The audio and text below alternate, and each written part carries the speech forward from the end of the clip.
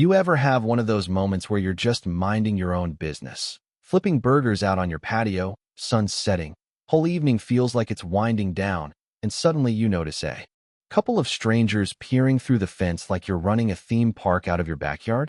Yeah, that happened. And at first, I figured, all right, maybe these are just neighbor kids goofing around. But then I spot towels, a big red cooler, pool noodles, the works. Whole crew, actually. Grown adults, too. That's when a woman calls out, dead serious. Is this the right house? Karen said it was $50 for the afternoon. Nearly dropped my spatula right then and there. Now, you gotta understand. My pool's not some mansion resort, okay? We're talking modest. Regular guy rectangle in the ground. Something I worked overtime for and saved up years to get after patching inflatable garbage every single summer.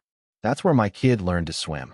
Where my wife floats around on weekends reading her mystery novels. Where I decompress after work with a cold beer. So hearing the HOA president, my neighbor Karen, yeah, that Karen, was apparently running a secret rental business out of my backyard. Man, that was a new one even for her. See, Karen's got this clipboard and whistle personality, like she's auditioning for Neighborhood Watch but never got cast. She's out measuring grass, scolding you if your trash bins stay out for more than 20 minutes, complaining about my son's basketball in the driveway. Always patrolling. Always judging. But renting out my pool to strangers? That's bold, even for her. I sent those would-be customers on their way, told them to go sort it out with Karen and keep their $50. Refund's not my problem. Next morning, I catch Karen in her front yard, pruning roses like she's Martha Stewart. I go over, not even mad, just plain confused. She doesn't miss a beat. Gives me this practiced smile, says I'm being dramatic, and, oh, don't be selfish. The community deserves a pool, too. She actually called herself an organizer, as if she's running a charity, not a cash business. She even claimed she was improving relations by charging a small service fee. According to the family I kicked out, that small fee was $50 a head.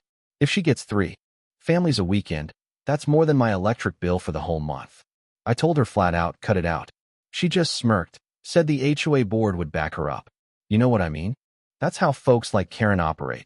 Just enough bluff to make you second-guess your own sanity. But I wasn't about to let her get away with it. I went straight to the HOA office, and sure enough, there's Karen spinning her story for the board. Community, shared responsibility, Kumbaya. The others looked nervous, but no one spoke up. She had them wrapped around her little finger. But that night, I found a Facebook group post, photos of my backyard, calendar for pool bookings, message me for rates. My blood boiled. So next morning, when another crew showed up, kids, adults, floaties, Bluetooth speakers, I didn't say a word, just pointed to the empty pool. Drained it myself the night before. Concrete and dead leaves, not a drop of water. Karen stormed over, all huffy. Yelling about community trust, accused me of sabotage. I shrugged and fired up my grill for a real friends-only barbecue that night. Smoke wafting over the fence while Karen's customers demanded refunds from her. Petty? Maybe. Satisfying? You bet. Next day, Karen comes stomping across my lawn, sandals flapping, lipstick smeared, waving HOA violation papers like a battle flag. She'd fine me $500 for improper use of recreational facilities. Draining my own pool without board approval. I laughed right in her face, told her to use her rental profits to cover it. She just glared and stalked away. That's when I knew she wasn't done. Strange things started happening. A guy in a neon vest poking at my fence, flyers advertising pool parties at my address. Popping up on the mailbox, a family from 2 streets over ringing the bell asking if the pool was open yet. Karen was doubling down, not backing off. So I called up my buddy Danny, real estate lawyer. He just laughed, told me to start documenting everything, screenshots, witnesses, even the flyers. Don't yell, don't fight. Build a case. So that's what I did. Meanwhile, Karen's cranking up the pressure. Saturday morning, I wake up to find half a dozen strangers, kids and adults, standing in my backyard with towels and snacks, Karen right in the middle with her clipboard, acting like a cruise director. You can't shut out the community, she declared. I walked past her, climbed up on the empty diving board, and said, "Attention, pools closed indefinitely. If you paid Karen, you've been scammed." Parents glared, Karen stammered, and the crowd stomped off, muttering about lawsuits. Karen accused me of humiliating her. I told her, "No, Karen. You're doing that all by yourself." After that, the gossip spread. Some folks thought I was being selfish. Others said I was the hero who stood up to the HOA queen. But the real showdown came at the next board meeting. Picture this. Ugly beige walls, bad coffee, folding chairs. Karen sitting up front like she owns the place. I show up with my folder, photos, screenshots, witness statements. When it's my turn, I lay it all out. Karen's Facebook posts, families showing up, the whole scam. The room goes dead silent. Karen freaks out, screams slander, but the damage is done. The board votes to table her complaint, which is code for "we want nothing to do with this mess." You'd think that'd end it, right? Nope. A few nights later, I'm grilling again when I hear splashing, look over, and there's Karen, sunglasses on, margarita in hand, floating on a giant flamingo in the newly refilled pool. She'd convinced the HOA maintenance crew to fill it back up, then declared it community property. She even argued the cops when I called them, tried to out-legal the officers about HOA bylaws and restoring balance. Cops just told her to leave. I filmed the whole thing.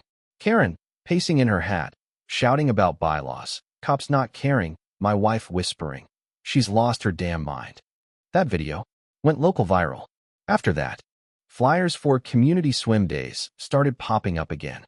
Teenagers tried sneaking in at night. Karen even sent a landscaper to inspect for safety compliance. I kept documenting. Cameras everywhere, every incident building my case. Then comes the emergency board meeting. Families demanding refunds. One dad furious that Karen kept their money, blaming maintenance fees. The board had to act. This time, I showed up with everything, projected it all for the whole neighborhood to see. Karen, I said, has exploited my property, endangered my family, and lied to the entire community. You could hear a pin drop. The board chair, Bruce, this mild-mannered guy, finally put his foot down. No more renting private pools, board members misusing authority. Face removal.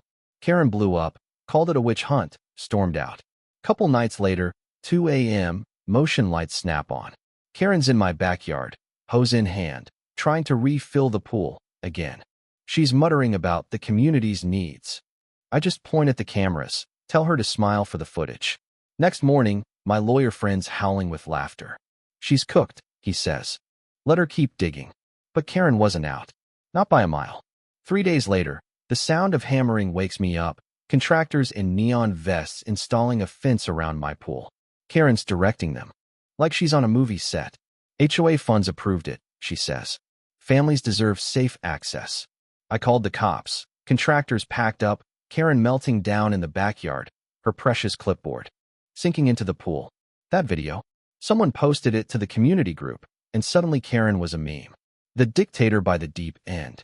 When the final vote came, the meeting was packed. Standing room only. Karen tried everything, claimed I staged videos, accused me of using AI to make her look bad, called it a vendetta, even blamed my barbecues for weaponizing the neighborhood. But this time, nobody believed her. When the votes were counted, 47-3, she was out. Security walked her out, still shrieking, "You'll regret this." Not gonna lie, I half expected her to return. With a tank. She wasn't done, though. Couple nights later, my cameras caught her, her sister, and brother-in-law dumping bags of chlorine into my pool at 3 in the morning. Cops arrested them for trespassing and attempted vandalism.